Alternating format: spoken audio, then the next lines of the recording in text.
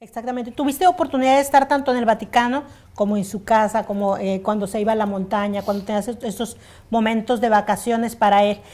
¿Tú notaste o pensaste en algún momento que estas batallas, porque hablabas de batallas ahorita, tanto espirituales como físicas, porque obviamente tuvo que enfrentar muchas de ellas, la pudiera haber perdido o su fortaleza siempre estuvo al 100? Porque no, sí, entiendo lo vimos perfectamente. debilitado de pensar que en un momento iba a lo mejor a pedir un retiro por la cuestión física. Yo vi momentos de enojo, es decir, cuando hablamos de los santos, nosotros creemos que son superhéroes perfectos. No, el santo es una persona, tú, yo, él. Ellos podríamos ser santos. Si igual nos propusiéramos tender a la santidad de nuestra vida, ¿me entiendes? No son gentes extraordinarias que hacen cosas así como aparecen en las películas de Superman. No. Entonces yo vi a Juan Pablo, todos lo vimos, cuando con el bastón de repente hacía así como con una cara diciendo, es que ¿por qué tengo que utilizar el bastón? Sí. Porque se sentía limitado, porque era un hombre que había sido muy independiente, muy autónomo.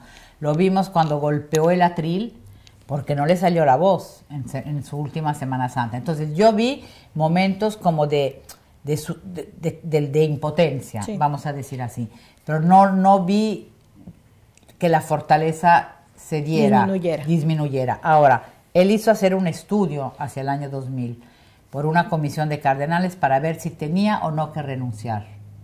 Al final de este estudio, los cardenales la decisión que toman es que Juan Pablo no podía renunciar. Y él nos dice a nosotros una frase que hoy parece rara. Dice, dentro de la iglesia no hay lugar para un papa emérito. Ahorita nosotros sabemos que hay lugar. Hay un papa emérito. Pero yo luego, cuando renuncia a Benedicto y todo el mundo se le echa un poco encima y dice, Juan Pablo estaba mucho peor que él, Juan Pablo no se bajó de la cruz y él pues sí se bajó y está dejando el barco que se está hundiendo. Y yo creo que en ese momento no lo entendimos. Ha pasado un año y yo ahora entiendo muchas cosas y creo que fue un gesto enorme, grande, humilde y acertado. Pero vamos a suponer que Juan Pablo renuncie. Durante 8 años de pontificado de Benedicto, cuando hablábamos del Papa en una conversación cualquiera, tú, yo, ella, aquí en México, en muchas partes decían, no, porque el Papa dijo, hizo. No estábamos hablando de Benedicto, estábamos hablando de Juan Pablo. Sí. Y Juan Pablo se había muerto, ¿no? Entonces, si Juan Pablo hubiese renunciado, se va a un convento, eligen al Papa Benedicto. A ver, ¿qué pasa? ¿Cuántos van al Vaticano a ver a Benedicto y cuántos se van al convento detrás de Juan Pablo? Exactamente. ¿Me entiendes lo que quiero decir? Sí. Entonces, el tiempo te da la perspectiva de entender que son muy sabios, que la Iglesia finalmente lleva 2000 años y de alguna manera los papas tienen un sentido más alto que el nuestro. Entonces, la sabiduría de Juan Pablo de no bajarse de la cruz, pues es que fue acertada. Y la sabiduría del Papa Benedicto de decir, yo ya no puedo con esto, mis colaboradores no me ayudan, estamos llenos de escándalos, aparte escándalos muy italianos también. La curia, es decir, era un escándalo italiano, y la corrupción, en fin, deja el escándalo de pedofilia que es universal. Pero la parte del Batilix, el robo de documentos, las luchas de poder dentro del Vaticano, finalmente es un escándalo italiano. Claro. Entonces, el Papa no podía. Sí. Se dio cuenta de que no podía. Entonces dijo, me voy yo, pero también se irán los que de alguna manera han provocado esto. Y yo voy a dejar el camino libre para alguien que venga y que vuelva a levantar. Y finalmente fue muy sabio porque ¿quién llega? Llega un Papa como el Papa Francisco, claro, innovador, reformador, lleno digamos, de buena voluntad y de buenas intenciones de realmente reformar y sobre todo cambiar la mentalidad, empezando por ellos, sí, por los sacerdotes, los obispos, los cardenales, que ya no tienen que estar en sus palacios, sino tienen que estar en la calle oyendo a ovejas, como dice el Papa, y sobre todo que entiendan que no es un privilegio ser obispo, cardenal. O sea, es un servicio. Definitivamente. Estos escándalos de los que hablas, digo, como dices, obviamente fueron de dominio mundial, han mermado, digo, tú que, por ejemplo, que estás en el Vaticano, que estás en la Ciudad del Vaticano, que ves la afluencia de los turistas, que incluso muchos son turistas, muchos son creyentes, claro, ha mermado la fe católica ¿Cómo lo ves tú? Yo creo que ha habido de todo. Es decir, yo creo que el escándalo, sobre todo el escándalo Batilix, no, porque te repito, es un escándalo muy italiano. Muy Entonces, interno. claro, dice, sí, pues la iglesia está, más que la iglesia está mal, El dicen la conflicto. curia está mal, ¿no? El gobierno de la iglesia en Roma, el Vaticano está mal. Eso yo creo que no llega a afectar tanto tu fe, porque finalmente no es lo fundamental. El escándalo de pedofilia seguramente tuvo un impacto muy negativo porque obviamente la gente pierde confianza. Sí. Si bien es cierto lo que luego el mismo Papa Francisco dice, la pedofilia no es un fenómeno de la iglesia, es un fenómeno general, mundial, quiero decir, está en las casas, en las familias, en la sociedad civil. Lo que pasa que es obvio que tú de un sacerdote te esperas un comportamiento ejemplar. Yo francamente me esperaría el comportamiento ejemplar también de mi papá, de mi tío, de mi abuelo, de todos, quiero decirte. No es que los escándalos de pedofilia que pasan dentro de la familia no me parecen menos graves, pero a lo mejor estoy equivocada. Pero es mi sentir. Pero es obvio que el sacerdote, que tendría que ser el ejemplo máximo, pues te esperas un comportamiento todavía más ejemplar, a lo mejor que de un padre de familia, de un abuelo, de un tío. De los 40 años que tienes dentro del periodismo, siempre ha sido el Vaticano. La verdad ha sido siempre mi fuente principal, porque si bien los que estamos allá cubrimos Italia y el Vaticano, para México el Vaticano siempre ha sido más importante que Italia, porque la relación política, comercial con Italia siempre ha estado un poco por debajo de su potencial.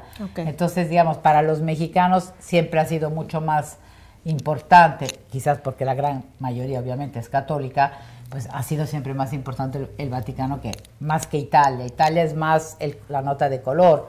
La política italiana, entenderla es una locura. Entonces, claro que siempre damos notas de política. ¿Crees en Dios? Sí. ¿Eres católica? Sí. ¿Y nunca te ha afectado tus creencias con tu trabajo? ¿De repente entra en conflicto? No, debo de decir que no, digamos, incluso el hecho de todo el mundo sabe que he sido muy cercana a Juan Pablo y todo, pero yo creo que informas de una manera diferente a lo mejor. Yo creo que en el caso, por ejemplo, del pontificado de Juan Pablo, seguramente mi forma de informar era como probablemente más cálida, como te puedo decir, menos... no menos objetiva, sino como que menos formal, ¿no? Porque había un cariño, pero yo creo que ese cariño es que era un círculo, porque era también todo el cariño que México sentía por Juan Pablo y Juan Pablo sentía por México. Entonces era una forma de dar la información relacionada con Juan Pablo como muy cálida.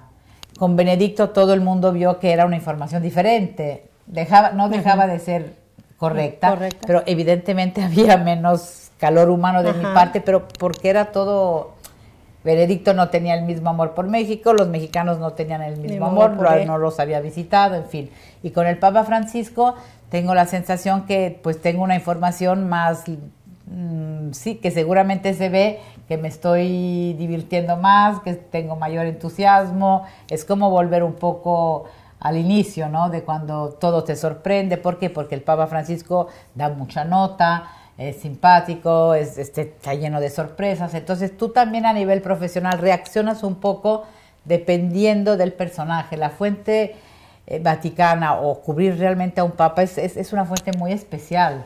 Yo creo que, pero te digo, es un caso muy especial. Entonces, claro, en mi caso, como que cada vez mi tipo de informar refleja un poquito la relación que hay, no solo mía personal, sino un poco también la relación que ese personaje pues tiene con el país, con México, ¿no? Y en el caso de Juan Pablo, bueno, es que era, claro, que era un amor tan grande y fluía tanto la información que probablemente fue más cálida. Definitivamente.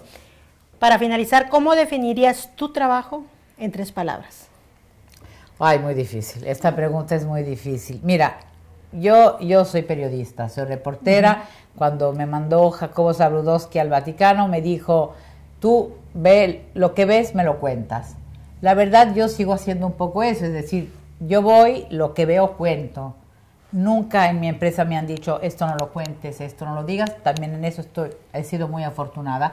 Probablemente he visto unas cosas que no me han gustado y a lo mejor por respeto también al público no las he contado. No es que haya mentido, pero a lo mejor hay cosas que dije, ¿para qué? ¿Me entiendes? Porque no añadían ni quitaban nada, pero eran a lo mejor desagradables.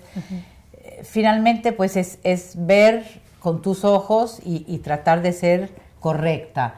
Objetiva es una palabra, yo creo que es como muy alta y a veces un poco irreal, porque yo creo que todos nosotros somos un poco fruto de nuestra cultura, de nuestra edad, de las experiencias que hemos vivido. Entonces, lo que yo veo desde esta óptica, igual tú la estás viendo de otra manera. Las dos son verdaderas y certeras, pero la objetividad para mí es sobre todo ser correcta, ¿no? Es decir, contar lo que yo veo.